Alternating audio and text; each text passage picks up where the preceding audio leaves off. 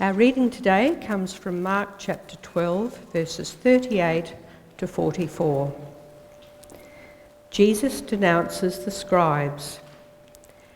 As he taught, he said, "Beware of the scribes who like to walk around in long robes and to be greeted with respect in the marketplaces and to have the best seats in the synagogues and places of honour at banquets. They devour widows' houses and for the sake of appearance say long prayers. They will receive the greater condemnation." The widow's offering. He sat down opposite the treasury and watched the crowd putting money into the treasury. Many rich people put in large sums. A poor widow came and put in 2 small copper coins, which are worth a penny. Then he called his disciples and said to them, "Truly I tell you, this poor widow has put in more than all those who are contributing to the treasury. For all of them have contributed out of their abundance, but she, out of her poverty, has put in everything she had, all she had to live on." Have you heard the story about a farmer who woke up one morning and decided he wanted bacon and eggs for breakfast? He went outside and he found his best laying hen and his prime pig and informed them, "I have a taste for eggs and bacon this morning. How about it?" The hen responded immediately by delivering 2 fine, extra-large brown eggs. But the pig hesitated. The hen turned to the pig and said, "What's your problem? This farmer feeds us and protects us and gives us everything we need. The least we can do is to give him some bacon and eggs for breakfast." "That's easy for you to say," said the pig. "All he wants from you is a contribution. From me, he wants a real commitment."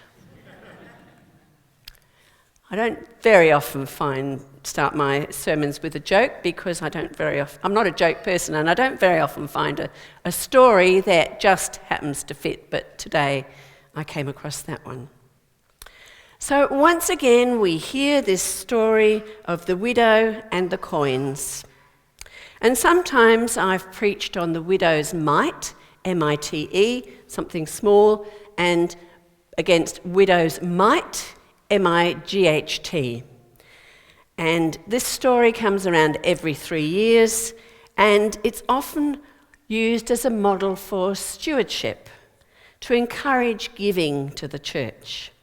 And the story also lends itself easily to moralising about the heroic sacrifice of the poor widow who gave all that she had.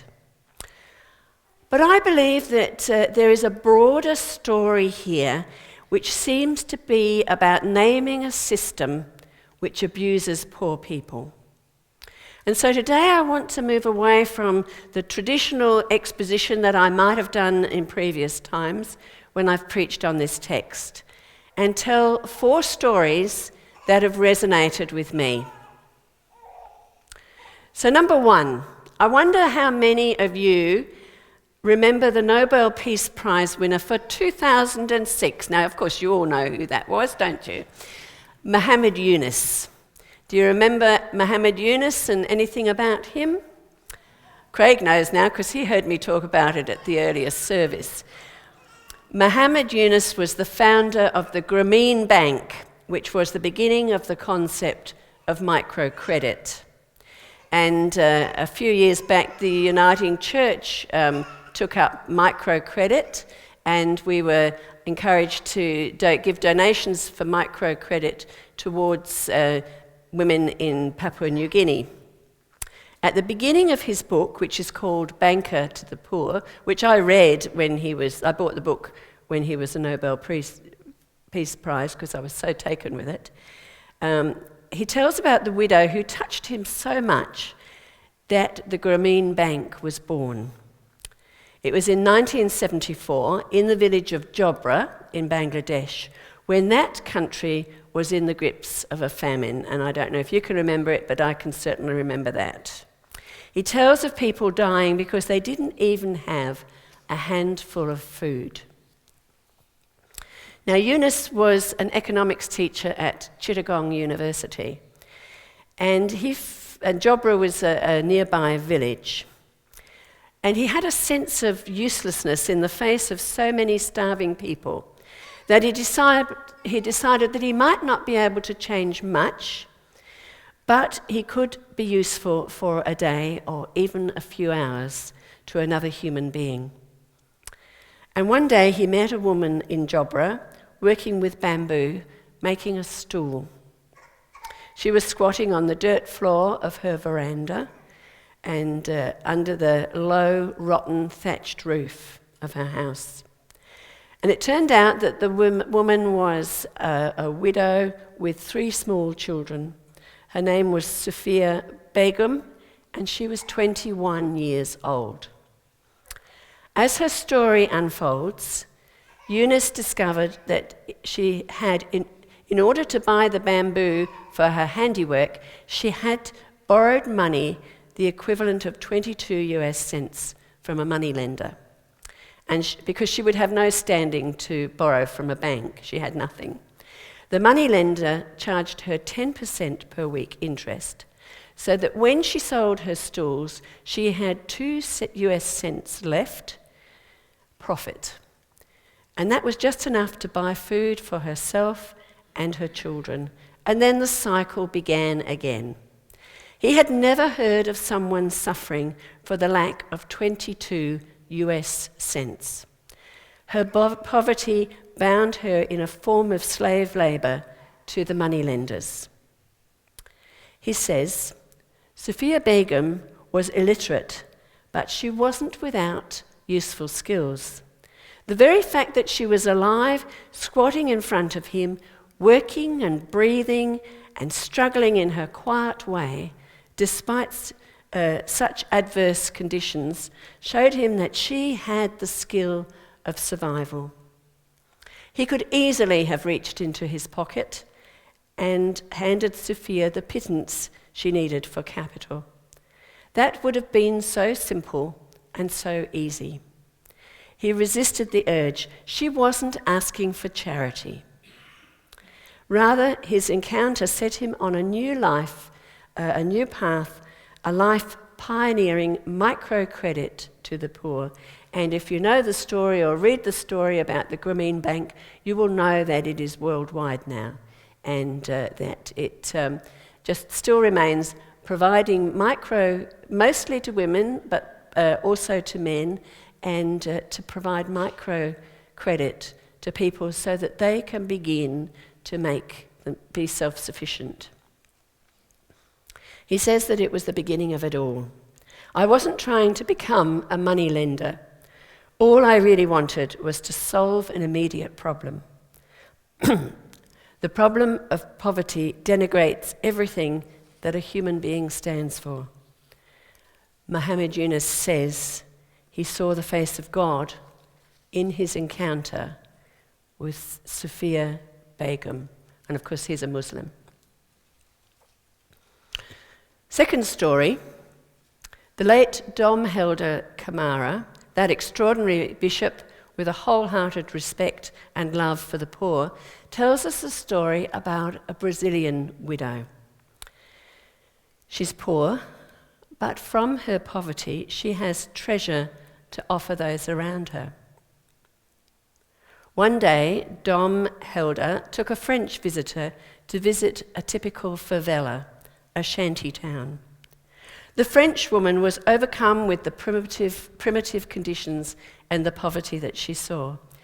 And as they paused outside the hut of this particular widow, whose name was Severina, we don't hear the name of the woman in the Bible story, but at least with some of these stories, we do have their names. The visitor exclaimed, "What misery, what poverty, what wretched poverty. Now, of course, French and Spanish are both come from the same root, Latin. And so although Severina couldn't speak French, she picked up the meaning of the words for misery and wretchedness. And so she spoke indignantly to the bishop. "Please tell the lady that I do not in any way consider myself to be wretched.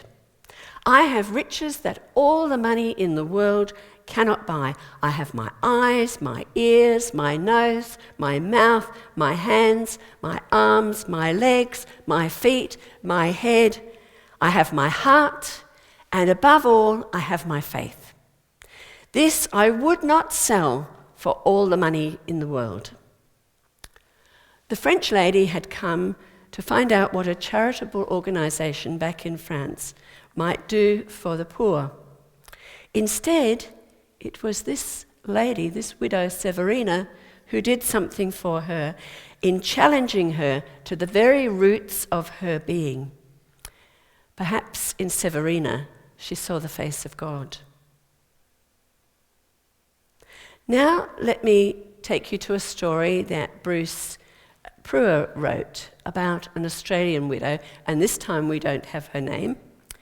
He writes, "On one occasion, my wife Marie and I had the privilege of being permitted to visit some of the remote Aboriginal towns in the homelands in the northwest of South Australia.